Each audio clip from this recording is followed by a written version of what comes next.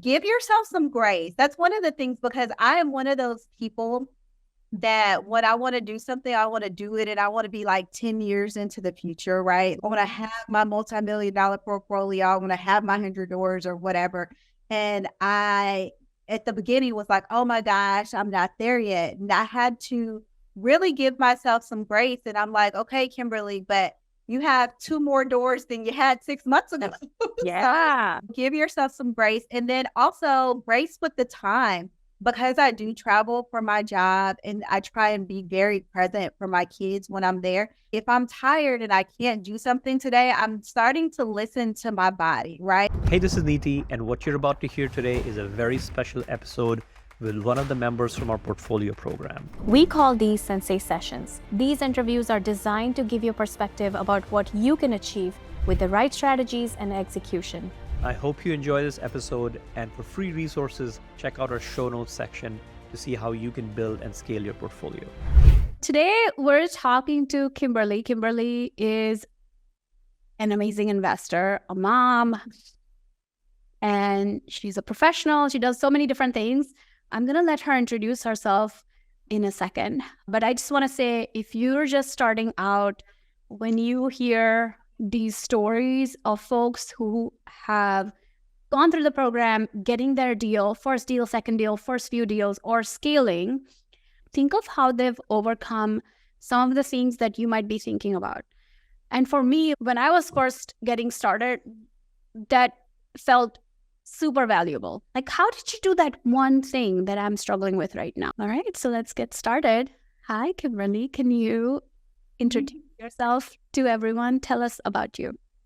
Absolutely. So Kimberlee Campbell, I am in the Dallas area. That's where I live. And I also invest here. I have not started my secondary market yet. I was like, I'm the type of person that likes to bite off like the whole elephant. And I was like, focus on one thing and master that first. And so I'm living and investing in Dallas because of the proximity to be able to operate. This is what I'm doing for fun because I have a full, I call it a W-2 job. I'm an HR director for my W-2 job that's paying the bills right now. So it's pretty busy. My job is remote, but I travel. So it's great because I get to go all over the place, but it's also a bit of a whirlwind because I find myself everywhere. Yeah, wife and mom. I have two little boys. I decided to add something else.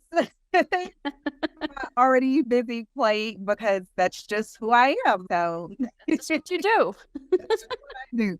So that's a little bit about me. I decided to do real estate last year.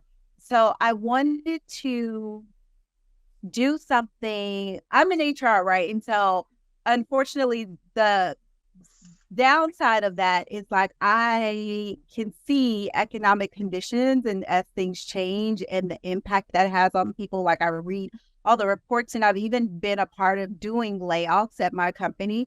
And so it really made me think I want to have something that will pay my bills regardless if I'm working there or not. And that's what made me think about it. And then the second thing that I thought about is I have a 7-year-old who's about to turn 8. And he was like, Mommy, you like your job? And I was like, I do. I love my job.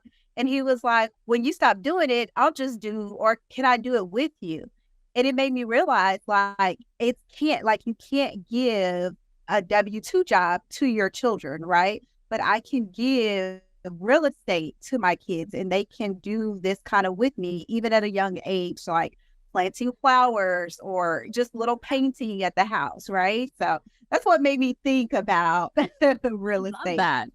Yeah, something you can pass on to your kids, as even properties, but also skills. Yes. Pass on. Yeah. And love that. Absolutely. And we all got started later, like late 30s, 40s, 50s. I think we have even older folks who get started even later than me. And I feel like this is going to help me get my kids started sooner, because if I knew better, I would have started way sooner. So yeah, love that. And really the mindset of it, right? Because I grew up in a generation where my parents went to work and they retired after, they say 20 years. It's never 20 years, but they retired after 20 years. They got the gold watch and stayed with one company for forever. And I have, this is my 18th year with my company. So I'm pretty loyal, but the world is different, right? Our kids are not going to do the same things that we did.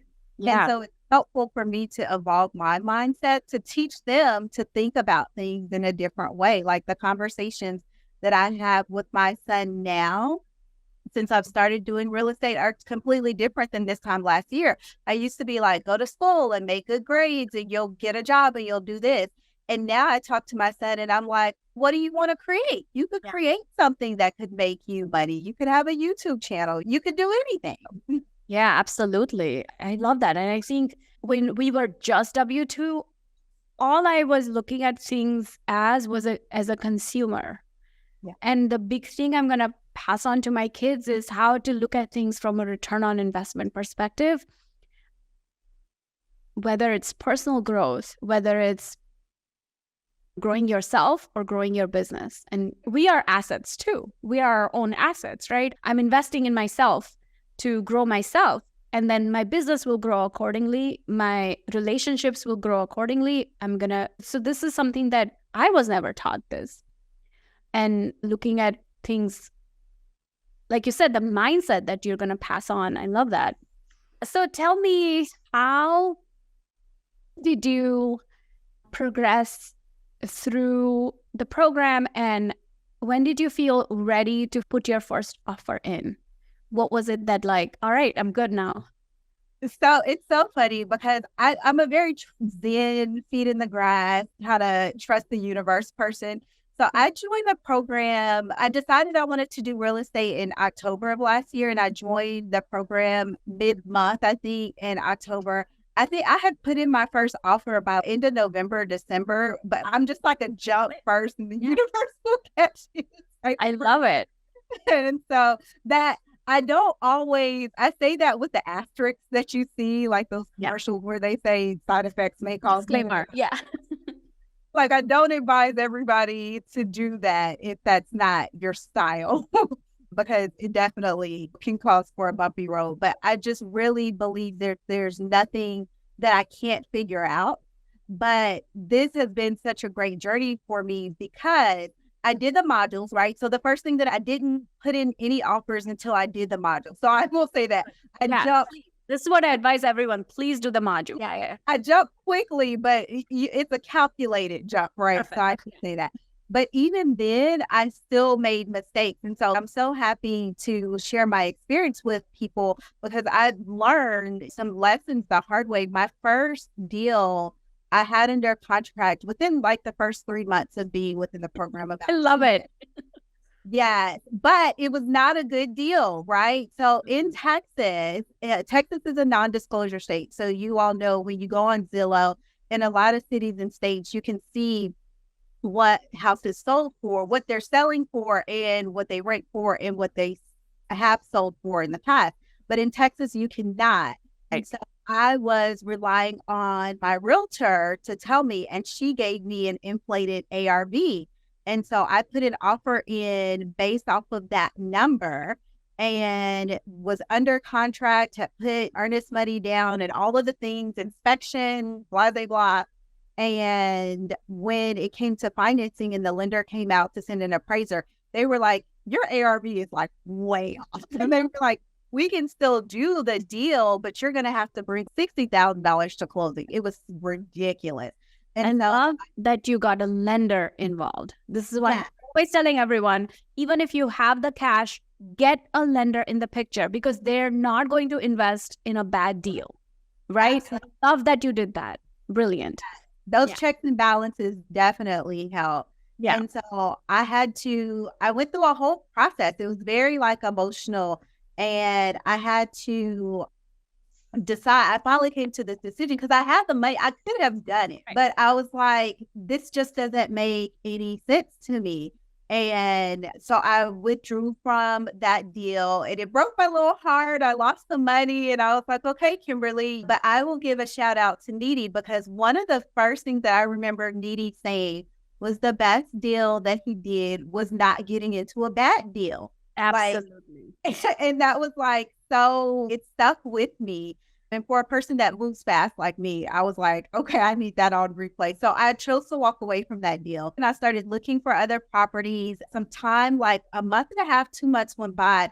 And the realtor for that property actually called my realtor back and was like, hey, this property is falling out of contract again. Would your seller like to submit, or your buyer like to submit another offer? So I did. I submitted an offer like $50,000 lower. Yeah. And they accepted it. So I actually was then It's the same property? Yes. It was the same property. Oh my God. I love this story. Yes. So it was the same property. And so I got it for significantly cheaper. So then I came to close in like normal. And the rest of that process was was a little bit smoother. So I did lose that initial artist money that I had put the first time. Sure. But all of the investment that I had done for the appraisal and the inspection and everything like that, it was a wash because I had already. Yeah. So it was a bit of a lesson. Wow. Backing up a little bit, how did you choose Dallas as your location? It was your backyard and it was easier to choose that? Yes and no, right? I'm not afraid of out-of-state investing. I actually plan to invest in my home state later on. State Oklahoma. I'm from Oklahoma. What made me choose Dallas is I moved here about 6 years ago from Oklahoma to take the job that I'm in. And I was in the hotel room interviewing for the job. And I remember watching the local news and they were talking about the economic growth of Dallas and how many people were projected to move here over the next 10 years and then over the next 20 years and where people were moving from and where they were moving to.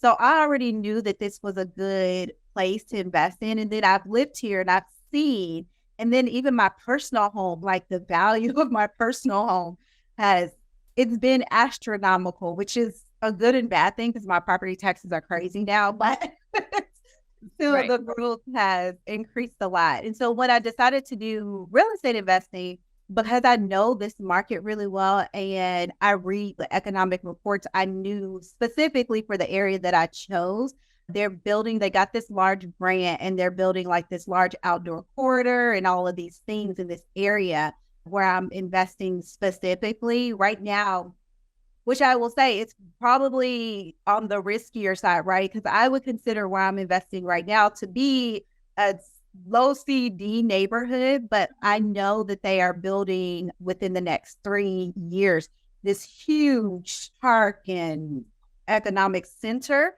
So I was like, oh, I'm going to get in on the ground. Love that. What made me a CD neighborhood? Is it on the outskirts of the city of Dallas? Yeah. Town called? It's Dallas property. It is Dallas proper, but it's literally on the outskirts of the downtown area. So I don't know about you all cities, but some of our cities, like right outside of the downtown area, it's not as nice, but they're always expanding out to make it nicer. And then I keep trickling in. Correct. And so I was like, okay, I feel confident investing in this area because I see the gentrification is happening. So yeah, I love that. So when you had a choice to decide what part of Dallas you would invest in, you chose an area that was up and coming. You knew it was not there yet and you knew development was coming. All right. Yes. And talk to me about the numbers. How did you do the numbers for your deal after you figured out that you can't rely on your realtor? Yeah. So you aren't able to just go in on Zillow and look at the sold comps and do your own ARV. You need a realtor to send you comps. And if you don't look at the comps, if you just say, hey, realtor, tell me what the ARV is, they're trying to make a sale. But you as an investor, you want to have a realistic perspective. So how did you end up getting a more realistic after repair value? So the lender basically had told me what they thought the property was and how they came to their number. And so I'm still working with the same realtor, but I had to sit down and have very strong conversations. Come to Jesus conversation. Yeah. I'm like, okay, this is what I'm doing. Mm-hmm. And have to be very precise. And so now I like trust, but I verify, right? Like I ask her if we're going to look for properties. I usually have her scout it before because I don't want to waste our time. Sure. See something that's way out. But if there's anything that's within our range, we will go look at those. And then when it comes time, I'm like, send me the comps, send me the sold comps. Yes. So that I can look myself. But it's your money. And I think that she means me well. But even when she said it's so true, like getting 3% commission on an $80,000 house is different than 3% on a $150,000 house, right? Sure. So you have to realize that they're not putting that much time into all these things that you're trying to do. They're working with the volume. That's how they're making money. I want to mention one more thing, something that you said, that at the end of the day, even if you're making mistakes, I don't know if you said it this way, but this is what I got from it. Even if you're making mistakes, even if you're not investing exactly in that slam dunk deal, you're still getting that property. And you're still taking action and you're still moving forward with investing. And that's more important than anything else. So we got to the point where you figure out where you wanted to invest. We figure out your property avatar. How did you figure out the right numbers? Like, how much do you need to buy the property for? What's like the rehab budget you want to be within? And what's the range of the after repair value for you? So I live by the spreadsheet, right? So you do? Yeah, I do. And I've gotten really good at the spreadsheet because when in my breakout session, we were talking about how many properties you have to see and making so many offers. And so you got to kiss a lot of frogs in this industry to get one to go through, right? So now I've gotten to the point where I can walk to a property and kind of estimate. That's the benefit, I will say, of investing locally. Because when I go look, my realtor and my contractor come with me. And so I'm like, okay, Brian, tell me what you're thinking. And so I start shooting it out. I'm like, I think we need 10,000 for this. I think we can do the kitchen for about 15. I think the bathroom is about 10. I think we need to do this. And I'm like, give me a gut check. And so I walk with him and I talk with him. And so I'm getting better. So I'll walk You're taking charge. Yes. I'll walk through it. I'm saying, like, I think we can do this for about 47. And he's okay. I'm thinking about 45 to 50. And I'm like, okay, You're getting really good at it. Yeah. Yeah. I love that. So what's the kind of the approximate range what's your acquisition amount? How do you? So I'm purchasing properties in the 80 to 100,000 mark. I am so impressed that you found an area in Dallas where you can buy properties for 80 to 100K. Let me tell you, it has not been glamorous, which is another thing that I have. No, it's not supposed to be. No, because in my mind, like I watch HGTV and I'm sure a lot of people do because we're doing real estate and you see them and they're walking through houses and you're like, oh, this is so nice. And I know. I'm literally climbing through windows sometimes. Oh, yeah. Like I had to get a whole nother set of shoes because I was like, I don't want my house. Yeah, termite damage. I'm not bringing that in my house. I'm not bringing that in my house. Yeah. Like I built a real estate bag. Shoes in there, it has flashlights in there, it has some mace in there. Yeah, absolutely. I used to carry pepper spray too. Yeah. And so it's not super glamorous, but you can still find them. I think the key is just not to get super frustrated, which even going into the second one, I was like, oh my gosh, was the first one a fluke? Am I ever going to be able to repeat this process? And you can. So the second one I did get through New Western, so the wholesalers. And I hear you all talk about the deal pipeline all the time. Like, I think that's very important, right? To have. I look at New Western, but I have made contacts with other wholesalers and just realtors that will now send me pocket listings and things of that nature so that I can see. So building that network is super, super important. I love that. That piece too. Yeah. Let's talk about how you built your team. How did you find your agent and how did you find your lender? My real estate agent that I used was actually the realtor that I purchased my personal home from. Oh, okay. I stayed in contact with her. When we first moved here, we rented a house for a year. So she was the property manager for that house that we rented. Known her for a while. Yeah.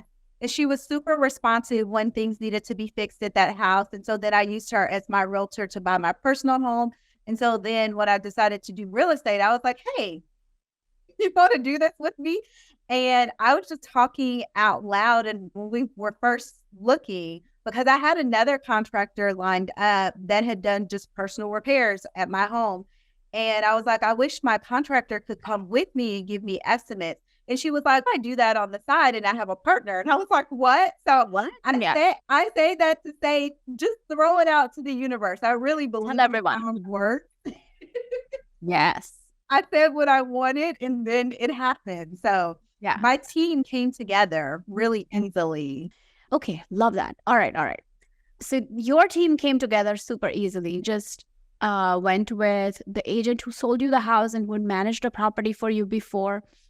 And also they connected you with a contractor and the lender was through the program. So that's super simple. Love that. All right. How did you get over any jitters or fear of going into a CD neighborhood?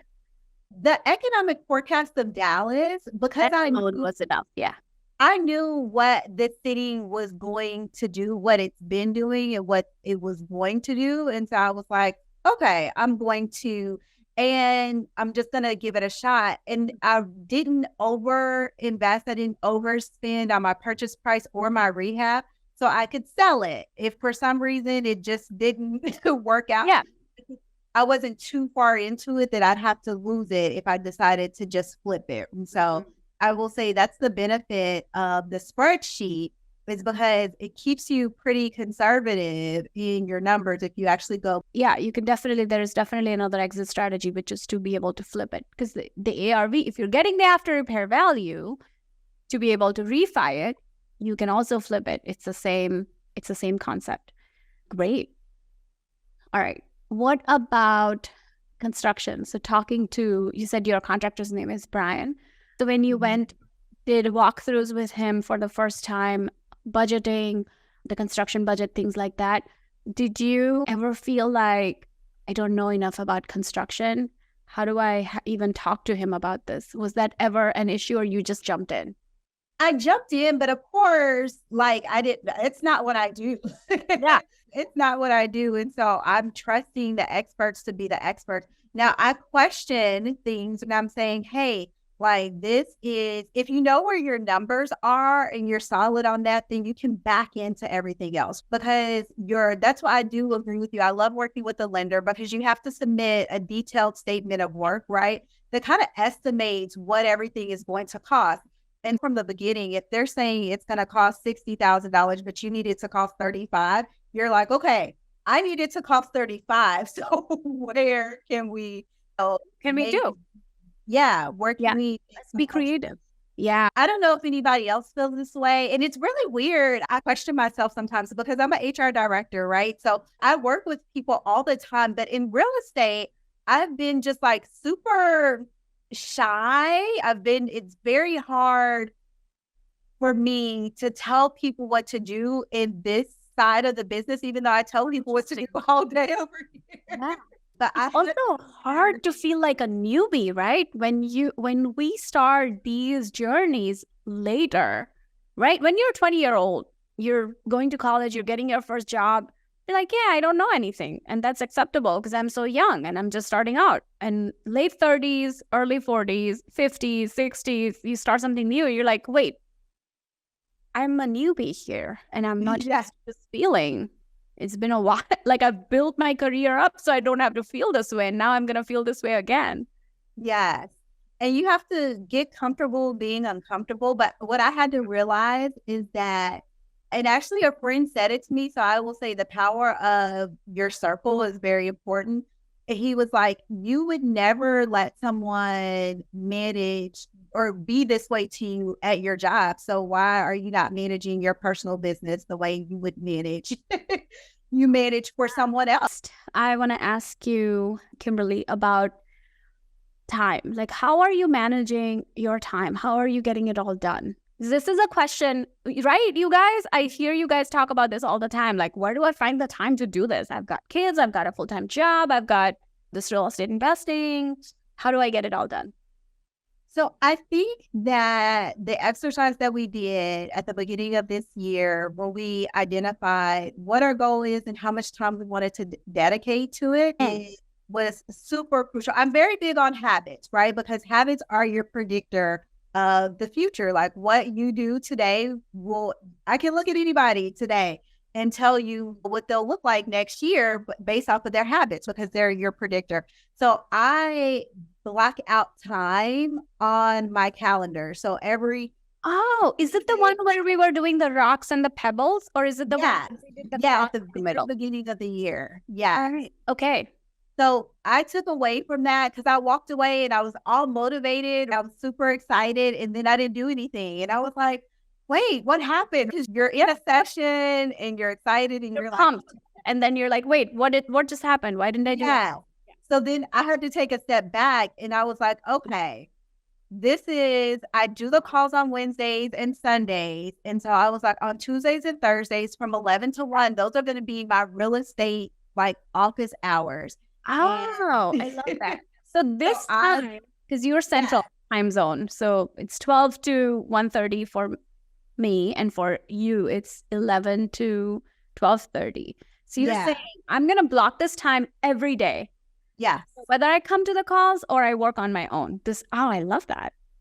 Yeah. So I have some dedicated days and hours where I work on my real estate business, because really and truly, like it has to be. And for me, I think about like my most productive times, because it would be easier for me. I'm a night owl. So like I can go at 10 o'clock, but my husband doesn't like when I do that. Yeah. I had to think about my whole day, and I was like, what hours can I really control where kids aren't over here, where my husband's not over here, where I have other family commitments and things of that nature. And I was like, this is when I can dedicate that time. So that's how I had to block. I had to block off my calendar so I could get it done. Oh, that is such a good idea. So either maybe try to block off the same slot. Yes. Few days in a row, because then you just know that's just how your day is going to go. And I really like that. The way I've always done it is I block the day.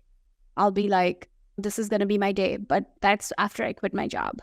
This is going to be the day when I focus on this thing. Money Monday. That's how I do it. Money Monday, Tuesdays for XYZ. If you have a full-time job, I think that's even better. Block off times during the day. The affirmations, I will say, are the second part of the time. I said it a couple of weeks ago when we did the round robin, or was that last week? I travel. So I was in Portland. I know where I was.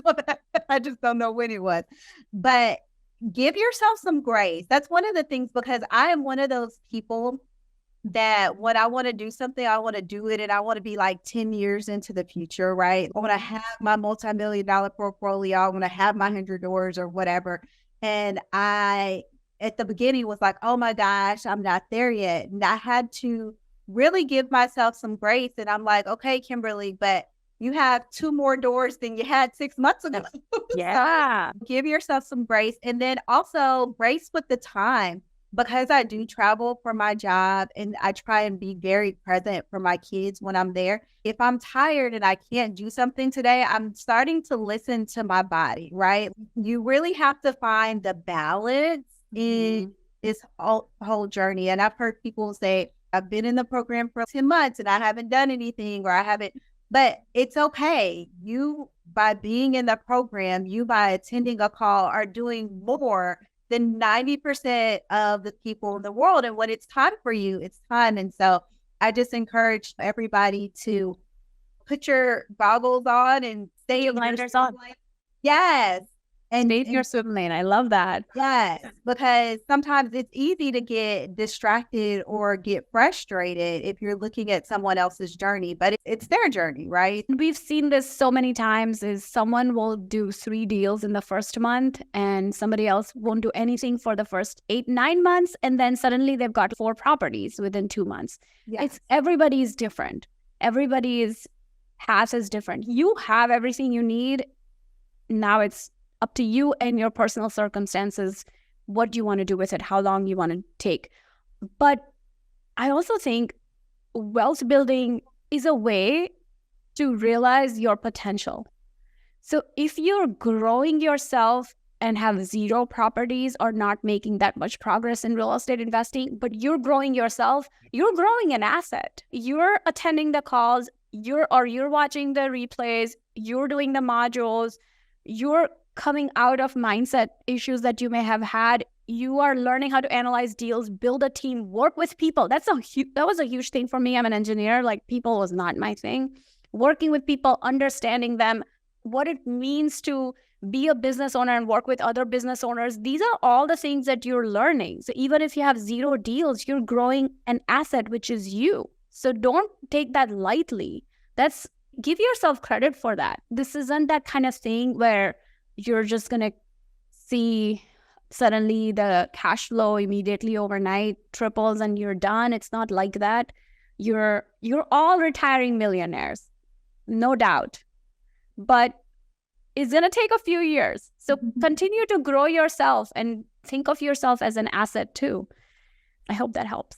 Anytime you feel like you're behind. Your group is so important. Like, your circle is so super important, who you surround yourself with. Yeah. I know some people are like, tell everyone your journeys. I'm more on the tell a selective group about your journey, because people that aren't familiar or people that aren't comfortable stretching themselves are going to be nervous about you stretching yourselves. And they're going to tell you, oh, are you sure you should do that? And the market's bad and things of that nature. So you really have to, there's a lot of value in this program, right? Because we're all pushing each other to look forward. And I have to give a shout out to my accountability team, because those ladies have been so motivating.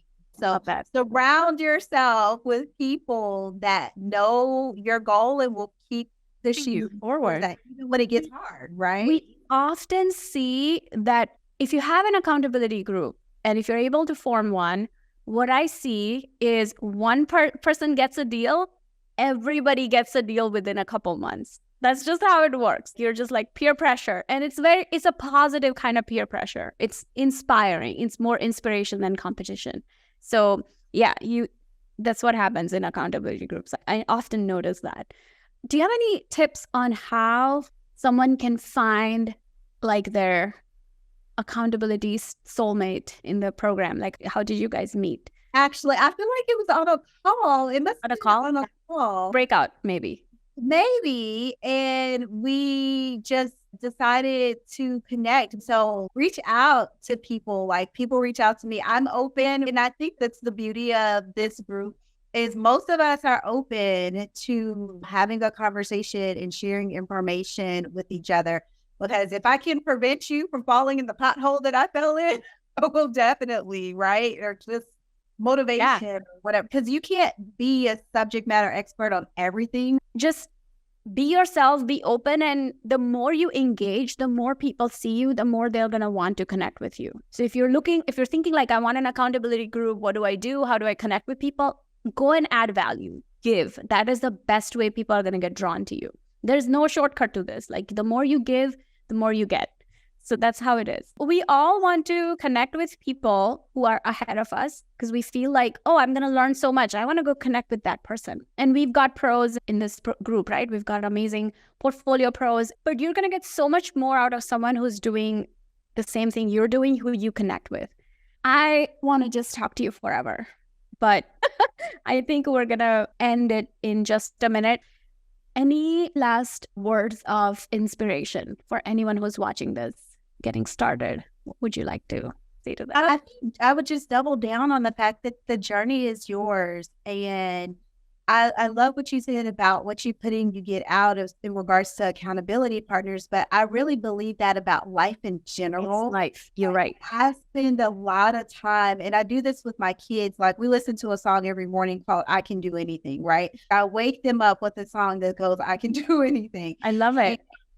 And so I really spend a lot of time surrounding myself with positive affirmations and that mindset, because it's that mindset that's going to push you when things get hard, because it's going to get hard, right? You're going to get frustrated. You're going to get dirty climbing through windows. You're going to get. You're building a whole business from scratch, right? Like no one said it's meant to be easy. Yes. It looks like when you see it on Instagram or these people on just social media, they're like, I'm going to show you how to do this with no money. And it's nope. So sometimes when you hit those roadblocks, you're like, am I doing something wrong? But no, you're not doing anything wrong. So just keep moving forward, and just the condition of your mind, the power of your mind is so very important. So encourage yourself, right? Encourage yourself. I have a YouTube playlist of songs to listen to when I need some encouragement, some songs that'll get me hyped, some songs or some meditations that will zen me out when I'm feeling stressed. I have some motivational speeches. Just know that stuff is coming. Know that all of those things are coming and build and prepare for it. So good. So good. Thanks, Kimberlee, for inspirational session today. Thanks for sharing. Bye, everyone.